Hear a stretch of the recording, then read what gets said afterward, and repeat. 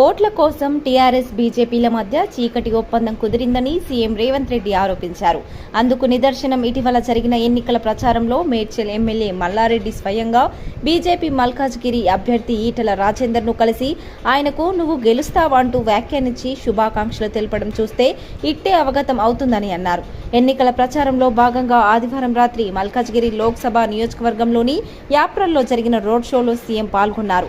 అనంతరం సీఎం మాట్లాడుతూ 10 ఏళ్లు ప్రధానమంత్రిగా ఉన్న నరేంద్ర మోడీ, రాష్ట్ర ముఖ్యమంత్రిగా ఉన్న కేసీఆర్ ఈ రాష్ట్రాన్ని పట్టించుకోలేదన్నారు. 10 ఏళ్ల కాలంలో ఈ ఇద్దరు నాయకులు ఈ ప్రాంత అభివృద్ధికి ఏం చేశారో చెప్పాలని ప్రశ్నించారు. ఇలాంటి వాళ్ళు ఎలా ఓట్లు అడుగుతారని అన్నారు. బీజేపీ వాళ్ళు చెప్పుకోవడానికి చేసిందేమీ లేదని అన్నారు. డిసెంబర్ 3న కారును షెడ్డుకు పంపించారు. కేసీఆర్ బస్ ఎక్కి తీర్థయాత్రలు పోయిండు. అక్కడి నుంచి అటే ఆయన శంకరగిరి మాన్యాలకు పోవటం ఖాయమన్నారు. సోనియమ్మ ఆశీర్వాదంతో టీపీసీసీ అధ్యక్షునిగా వచ్చి ఆమె స్ఫూర్తితోనే నవంబర్లో బీఆర్ఎస్ను ఓడించాం, కేసీఆర్ను ఫామ్ హౌస్కి పంపించాం.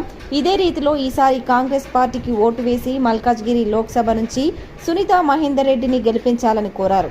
ఈ రోడ్డు షోలో మల్కాజ్గిరి లోక్సభ అభ్యర్థి సునీతా మహేందర్ రెడ్డి, మైనంపల్లి హనుమంతరావు తదితరులు పాల్గొన్నారు. ప్రజలు మమ్మల్ని గెలిపించుండ్రు, వీళ్లకు జవాబు చెప్పడం అవసరమా అని అడుగుతా ఉన్నా. జవాబు చెప్పడం అవసరమా? అదే చెప్తా ఉన్నా. ఇక్కడ నుంచి హరీష్ రావును హెచ్చరిస్తా ఉన్నా. మరి ఇంకోసారి రేవంత్ రెడ్డి గారి గురించి మాట్లాడితే ఖబర్దార్ బిడ్డ, మీ రాజకీయం పొందబెట్టే ఖాయం.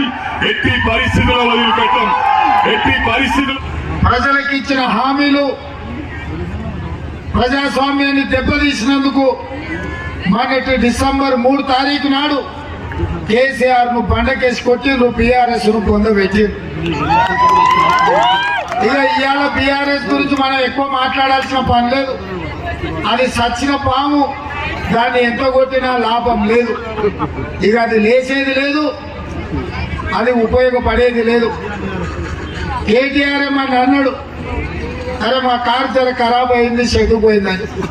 నేను చెప్పదలుచుకున్న కేటీఆర్, నీ కారు ఖరాబ్ అయి కార్ఖానకు పోయింది, ఇక అది మళ్ళా వాపస్ రాదు. దాన్ని జుమరాత్ బజార్ లో తూకం కింద తుక్కు పట్టిపోయింది.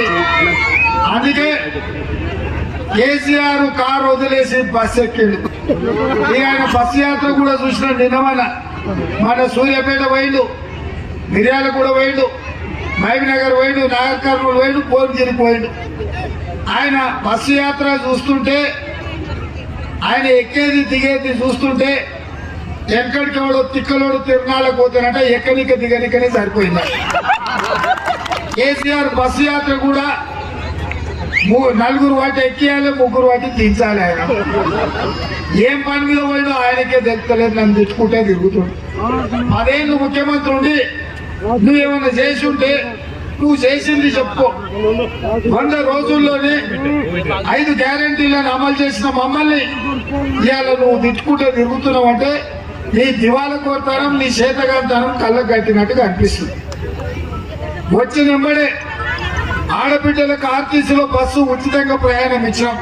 మా అక్కలు అడుగుతున్న ఉచిత బస్సు ఉంది కదా అక్క, ఎక్కడికి పోయినా, అత్తగారింటికి పోయినా, అమ్మగారింటికి పోయినా, బిర్లా మందిరం పోయినా, యాదగిరిగుట్ట లక్ష్మీనరసింహస్వామి దగ్గరికి పోయినా, భద్రాచలంలో రాములవారి తలంబరాలు చూడబోయినా ఆడబిడ్డలకు 1 పైసా ఖర్చు లేదు, బస్సులో ఉచిత ప్రయాణం. ఇవాళ పేదలకు రాజీవ్ ఆరోగ్యశ్రీ పథకం తీసుకొచ్చి 10 లక్షల రూపాయలు ఉచితంగా వైద్యాన్ని అందించాం.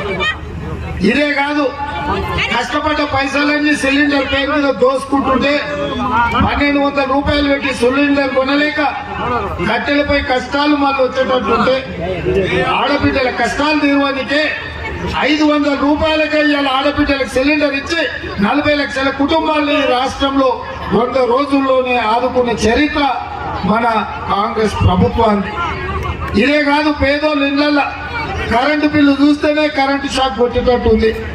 అందుకే వాళ్లకు 200 యూనిట్లు పేదవాళ్లకు ఉచితంగా కరెంటు ఇచ్చి పేద కుటుంబాలను ఆదుకొని ఇవాళ పేదవాళ్ళకి ఇల్లు కట్టుకోనికే 5 లక్షల రూపాయలు, 4,50,000 ఇల్లు, 22,500 కోట్లతోటి పేదవాళ్ళకి ఇందిరమ్మ ఇల్లు ఇవ్వడానికి ఇవాళ మన ప్రభుత్వం పనిచేస్తుంది.